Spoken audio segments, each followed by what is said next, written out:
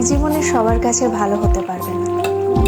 চেষ্টাও করো না কখনো সবার কাছে ভালো হওয়ার জন্য, কারণ সবার কাছে ভালো হতেই হবে এমন মাথার দিব্যি কেউ তোমায় দেয়নি। আর তুমি বেঁচে আছো তোমার নিজস্বতায়। সেখানে তোমায় কে ভাবলো, কে খারাপ ভাবলো, তাতে কিচ্ছু এসে যায় না। দিন শেষে নিজের জন্য নিজেকেই থাকতে হয়, অন্য কেউ তোমার জন্য থাকে না, থাকেনি কখনো, আর থাকবেও না।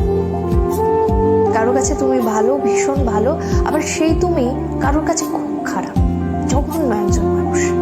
সেটা কেমন করে হয়? প্রশ্নটা মনের মধ্যে আসতেই পারে। আসলে আমাদের কে ভালো ভাবছে আর কে খারাপ ভাবছে সেটা বিপরীতে থাকা মানুষটার মানসিকতার উপরই নির্ভর করে।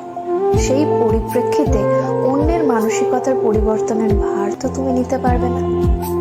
তাই তোমায় কে কি ভাবলো এই নিয়ে ভাবনা চিন্তাটা একটু দূরেই রাখো। খেয়াল করে দেখলেই বুঝতে পারবে তোমার কথা বলার ধরনে তোমায় কেউ বলবে বাহ বেশ মিষ্টি ভাষী, আবার কেউ বলবে কি ন্যাকারে বাবা। আবার কখনো তুমি যদি স্পষ্টবাদী হও, কেউ তোমায় বলবে প্রতিবাদী, কেউ বলবে ঠোঁট কাটা। আসলে পুরোটাই যে ভাবছে তার উপরই নির্ভর করে। এতে তোমার কিচ্ছু করার থাকবে না। এসব নিয়ে মাথা ঘামিয়ে চলবে? এসব নিয়ে মাথা না ঘামিয়ে নিজের কাজ করতে হয়। কারণ কথাই বা কারোর সুবিধার্থে নিজের স্বভাব, নিজের রুচি, নিজের ভালো লাগা পরিবর্তন না করে না।